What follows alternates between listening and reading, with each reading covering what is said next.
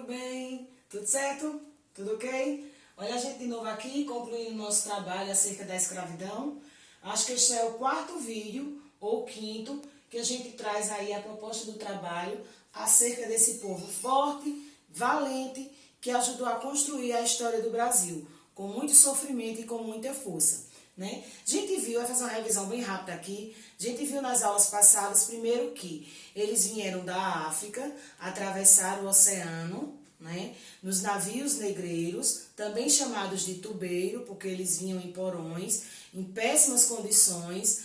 Quando estavam doentes, eram lançados ao mar, acorrentados uns aos outros, lançados ao mar. A viagem era terrível, eles iam para um lugar onde eles não conheciam nada, nem ninguém, onde o idioma era outro, e vinham na condição de escravizados, porque eles vinham subjugados. O que é isso? Eles vinham para obedecer e muitas vezes, na maioria das vezes ou sempre, serem castigados, porque eles não eram vistos como pessoas humanas, tá?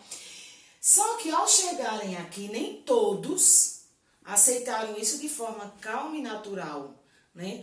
Muitos deles se revoltaram, se rebelaram, criaram resistência, porque entenderam que aquilo não era condição de vida de ser humano nenhum, né? E muitos deles não aceitavam os castigos, não aceitavam as condições que eram dadas a eles, a forma que eles trabalhavam, e eles se revoltavam. E aí foi com essas revoltas, essas resistências, que alguns tentavam fugir das senzalas das fazendas. Quando eram capturados, eram castigados até a morte, na maioria das vezes, ou eram assassinados na captura, né? E muitos deles conseguiam chegar num espaço qual foi denominado de quilombo, que era um lugar onde eles encontravam refúgio, fugindo dos maus tratos de onde eles ficavam. Então eles chegavam nesses quilombos e formavam comunidades muito precárias, né, com difíceis condições, mas aqueles se sentiam livres. Eles tinham suas casas, eles não eram castigados, eles tinham suas próprias lavouras, então eles viviam uma certa liberdade nesses espaços aqui, que eram os quilombos. Existiram inúmeros quilombos que representavam essa existência. Porém, dentre eles, um se destacou bastante, que foi o Quilombo dos Palmares, que ficava na região dos Palmares, que nessa época pertencia a Pernambuco, tá? Então, esse quilombo, o Quilombo dos Palmares, ficou muito famoso porque ele foi um dos últimos a ser destruído. Quando esses quilombos eram encontrados, todas as pessoas que estavam aqui eram assassinadas. Crianças, mulheres, idosos. Quem oferecia qualquer tipo de resistência era assassinado. Não esquece disso. E eles eram destruídos. Não existia piedade, não existia pena. Eles eram assassinados. Porque queriam algo tão simples que a gente tem hoje, chamado liberdade.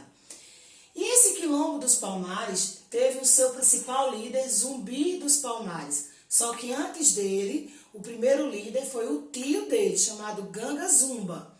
Ganga Zumba governou, né, liderou o Quilombo dos Palmares durante muito tempo, mas aí com a sua morte, Zumbi assume e governa e lidera o Quilombo dos Palmares durante muitos anos, até que ele é encontrado e todos que estavam lá foram assassinados, inclusive Zumbi.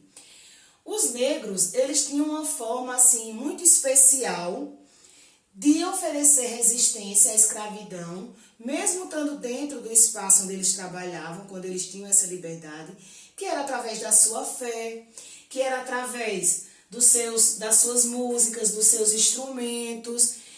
Isso era uma forma de manter vivo aquilo que eles acreditavam, a sua história, não perder a sua identidade.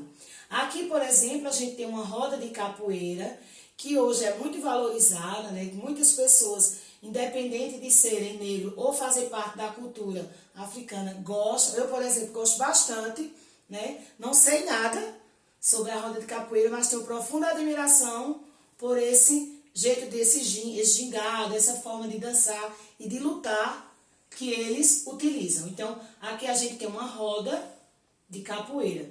Eles também traziam sua fé, né? A fé nos seus deuses, que aqui foram associados aos santos católicos também. Mas a gente não vai entrar nesse campo não, tá bom? Então, essa forma de resistência eles encontravam ou fugindo para os quilombos, ou tentando manter viva a sua cultura e tudo que eles tinham trazido com eles. Né? As suas lembranças, as suas memórias, as coisas que os mais velhos passavam para os mais novos, né? As histórias contadas do lugar onde eles viviam. Então, tudo isso foi passando e hoje nós temos essa grande herança afro-brasileira, né? Das quais a gente sente até orgulho de fazer parte da alimentação, da religião, né? Dos esportes, das músicas, de tantas coisas que eles nos trouxeram e juntou e formou esse caldeirão efervescente que é a cultura brasileira. Então, esse aqui é Zumbi, que ficou conhecido como um dos principais líderes, né, dessa resistência através dos quilombos. E hoje a gente tem as comunidades quilombolas, onde tem os descendentes, né, da história africana que tentam manter viva essa cultura que foi passada de geração a geração. Beijinho, até a próxima.